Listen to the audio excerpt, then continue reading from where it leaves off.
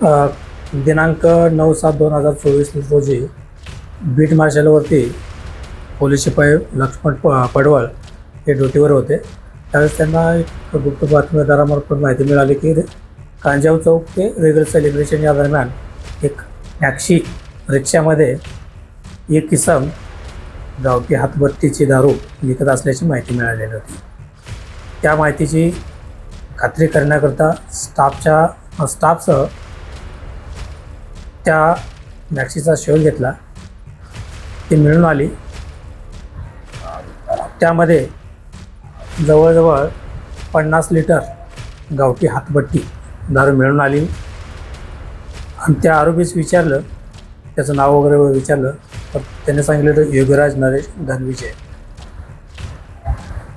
2 पंचासमक्ष दारू मॅक्सी हे जप्त करण्यात आलेले आहे. त्याच्याविरुद्ध गुन्हा दाखल करून आज त्याला कोर्टामध्ये हजर करण्यात आलेलं आहे. आरोपी हातमजुरीचं काम करतो.